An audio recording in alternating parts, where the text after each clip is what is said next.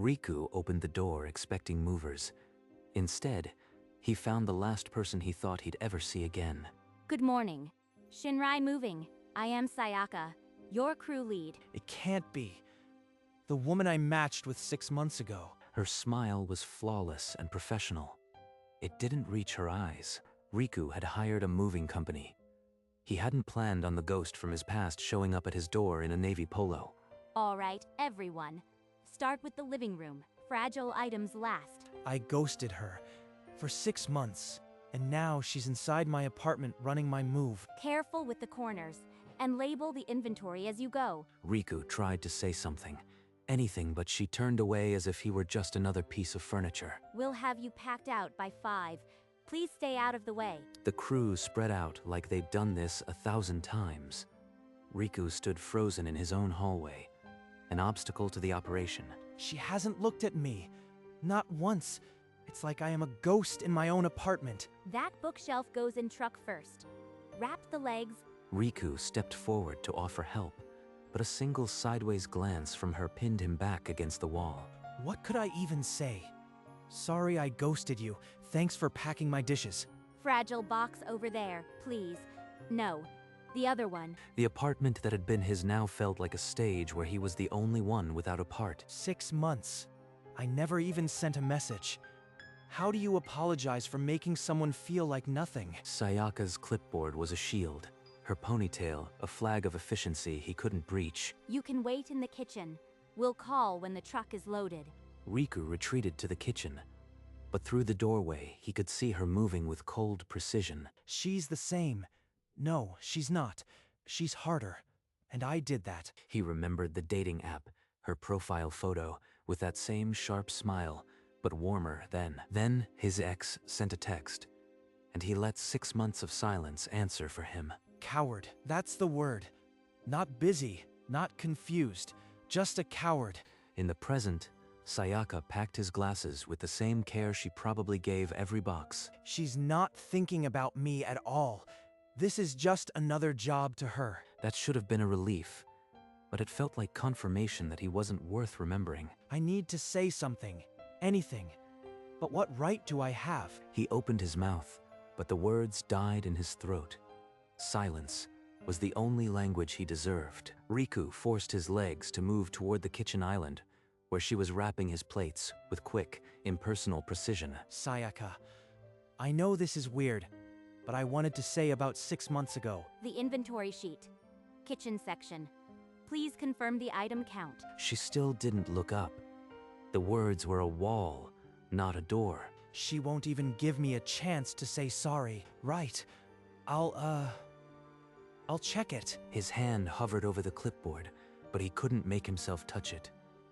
The apology died before it could reach his lips. Actually, I already verified it.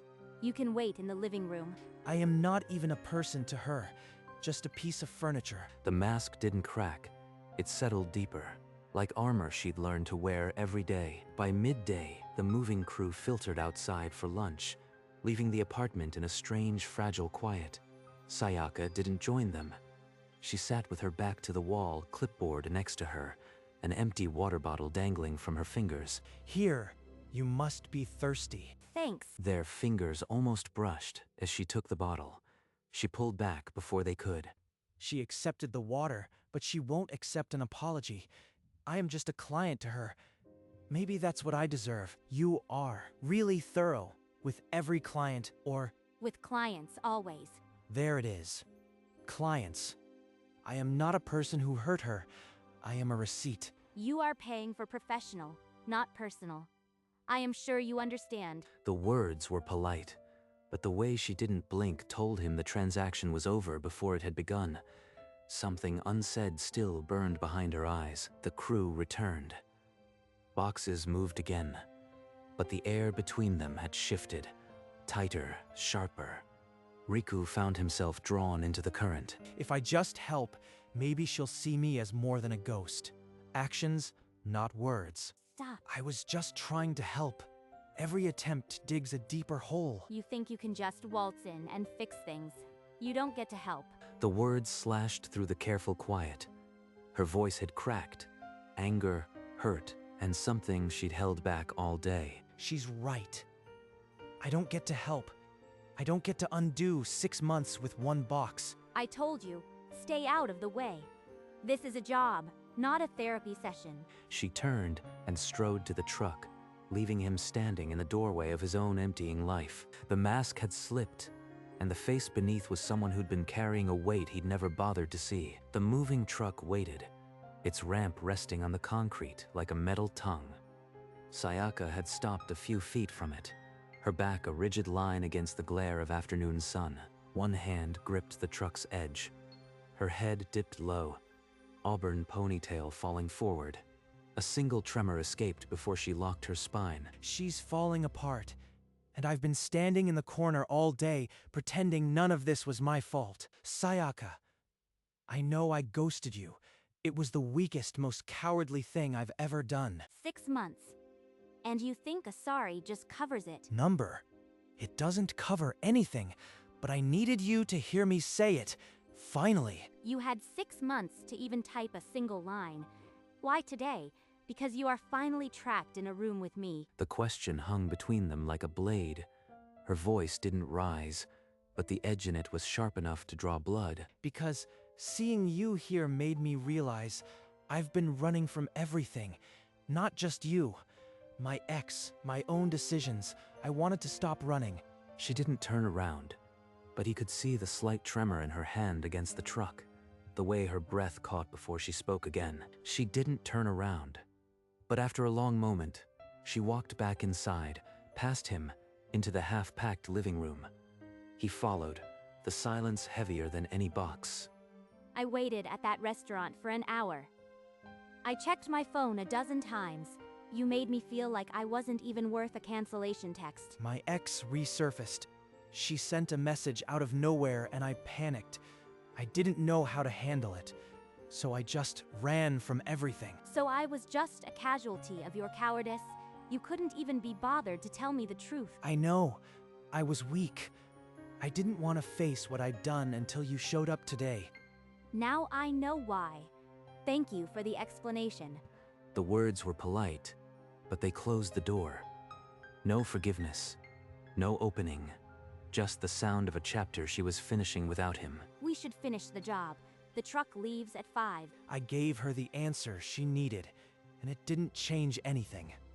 I am still the villain in her story. The crew resumed their work, but the space between them had filled with something final. She had her answer. He had only the weight of knowing it wasn't enough. The afternoon deepened. Boxes stacked higher. Riku moved like a man underwater, taping and labeling with hands that barely felt his own. I was a coward, not just with her, with everything. My ex, myself. I've been running for years. Sayaka stood against the wall, arms crossed, clipboard forgotten at her side. Her eyes tracked the crew, but sometimes they drifted to him. She's not a machine. She's not even angry anymore. This is worse. She's indifferent, and I earned that. He caught her watching once, but she looked away quickly, her professional mask slipping back into place. I never understood what ghosting really meant. It's not just disappearing. It's telling someone they don't matter, without ever saying it. The apartment emptied out around them, leaving echoes and the smell of cardboard. The weight of the day pressed down like a hand on his chest. Box 27. Fragile. Please label it. Hearing her voice again, even like this, it's a reminder that I threw away someone real, and she's never coming back. The move continued, but Riku had stopped running. Not toward her, just standing still, finally feeling the full shape of what he'd done. Late afternoon light slanted through the nearly empty living room. Most boxes were gone. Sayaka stood near the last stack, clipboard in hand, tallying the final count. She could have sent any crew. Why come herself? This wasn't random. Sayaka, why did you take this job?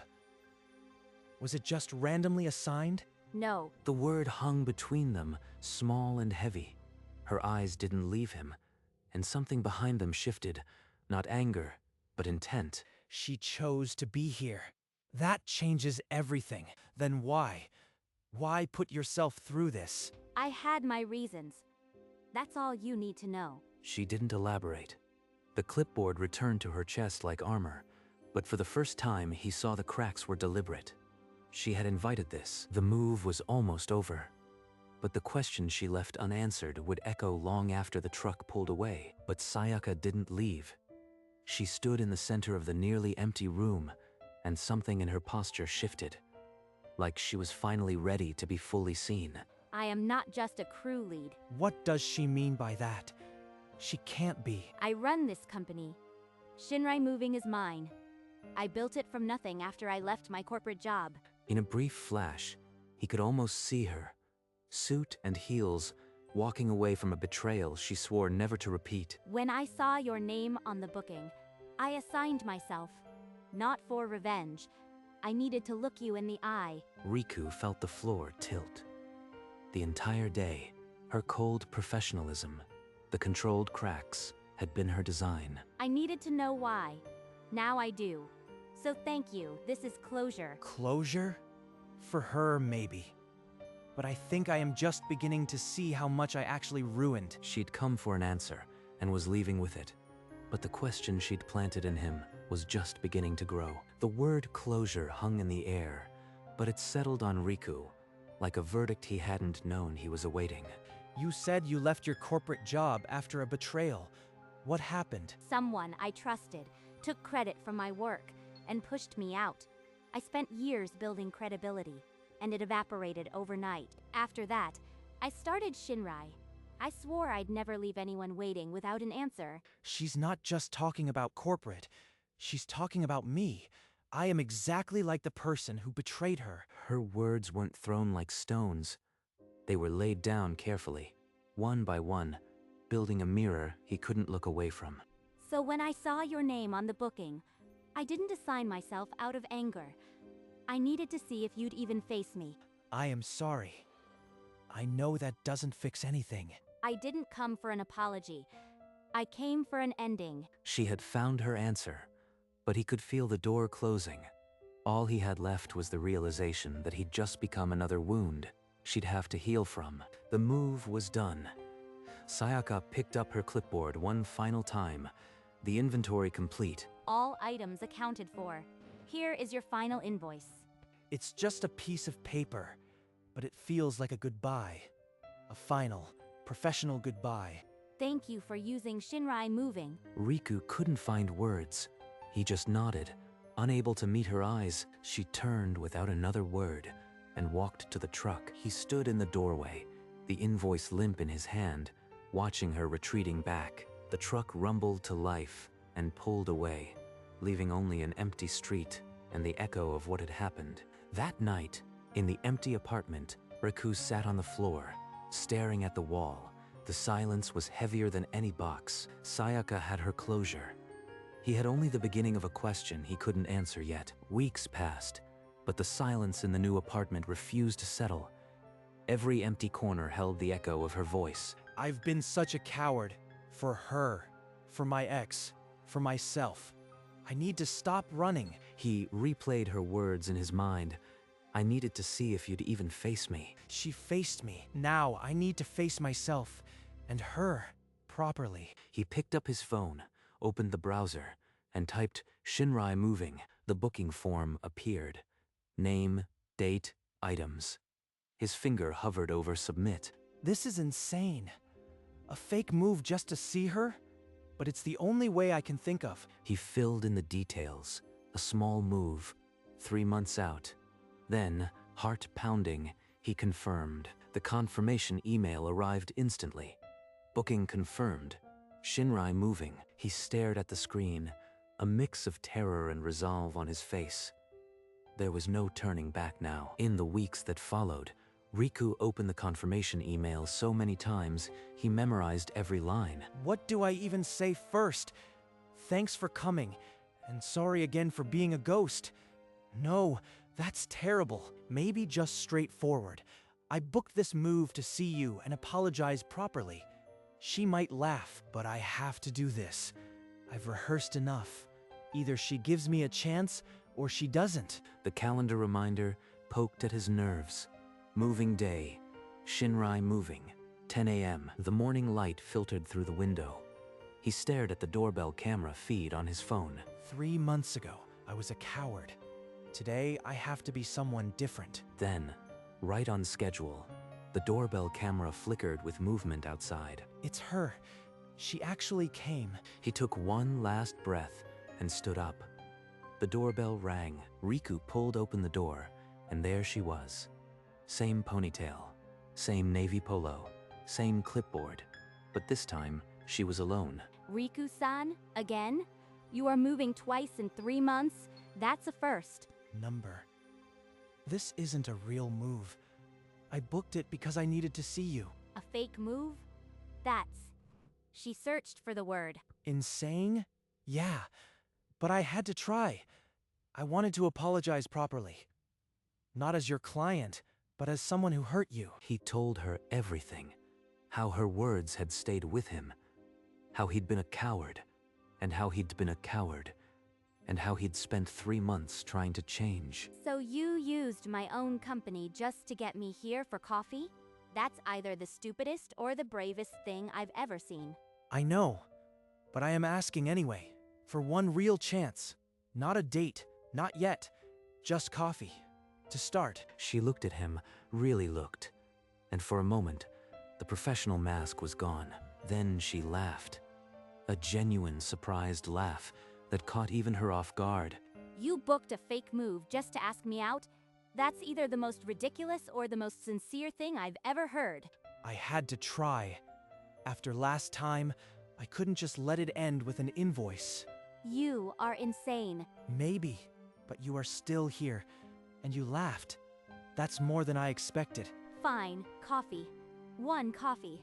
Tonight, after I move your imaginary boxes. She crossed her arms, but the challenge in her eyes was a door left slightly ajar. I'll take it. Thank you, Sayaka. Don't thank me yet. If the coffee is terrible, I am sending you a bill for emotional damages.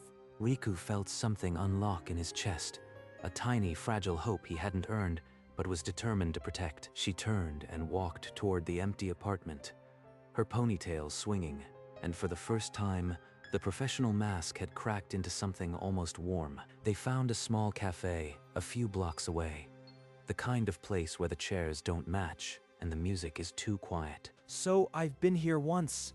The latte is memorable. Memorable in a good way, or a this will haunt my dreams way. Definitely the second, but that's part of its charm. The awkwardness started to thaw as they talked about ordinary things, work, neighborhoods, the chaos of moving. I didn't book a fake move just for small talk. I've been working on myself. The running away, it's a pattern I am trying to break. I see that. It's not what I expected. She told him more about leaving the corporate world, about building a company from nothing, and about learning to trust again. I can't promise I'll be perfect, but I can promise to be honest from now on, if you are willing to see where this goes. They walked out into the evening, the cafe's warmth lingering. Nothing was resolved, but something had begun. The weeks that followed were careful. Coffee turned into walks, walks into dinners, and somewhere along the way, they stopped counting the dates. You are still not convinced, are you? I am cautiously optimistic. There's a difference. She let him in slowly, testing each new moment for the old pattern of empty promises. You don't have to hold back. I am not going anywhere. Words are cheap, but you've been showing up. That's what matters. And then, on an ordinary Tuesday, her fingers slid into his without a single word. This is what I almost threw away. She didn't say anything either, but her grip tightened, and that was answer enough. They walked through the park, hands linked, the ghost of his mistake finally fading into something smaller than a shadow. Months later, in an apartment that finally felt like home, Riku poured coffee, while Sayaka read on the couch. I used to dread mornings like this. Quiet still. I thought they were boring. And now? Now I can't imagine anything better. It just took losing something to appreciate it. You didn't lose it. You threw it away and then chased it down like a stray cat. Impressive. in a ridiculous way. I'll take ridiculous but sincere as a compliment. Later, they sat on a bench overlooking the city, hands intertwined. The sunset painted everything in warm hues. It started with a move, but it became something else entirely. A story about showing up, even when it's easier to disappear. For the first time in years, Riku wasn't running. He was just there. And that was enough. And Sayaka, sharp as ever, had finally found someone who wouldn't leave her waiting. The city lights flickered on below them, one by one, like a slow confession. No ghosting, no running, just this. He actually showed up, again and again. Neither spoke. The space between them didn't need words. It needed only the honesty they'd finally learned. Sayaka leaned her head against his shoulder, her sharp edges finally resting. The stain of the ghosting was there, but it was distant now. A scar, not a wound. They built something on the hard ground of the past, and it held no grand promises, no perfect romance. Just two people who'd hurt and been hurt, choosing to stay. Up ahead, the night waited. But for now, this bench, this city, this quiet, it was more than enough. The move was over. And so was the running. The night deepened, and the city below stretched into a galaxy of lights, distant and quiet. I don't have to run anymore. Not from her, not from myself, not ever again. He stayed. He actually stayed. Through the awkwardness and the doubt. That means something. She shifted, her head finding the hollow of his shoulder, and for a long moment, neither breathed. There were no fireworks, no dramatic confessions, only the soft pressure of her hand in his, the warmth of her hair against his cheek. Sometimes, the best moves are toward the truth, and the truth they'd found was simpler than they expected.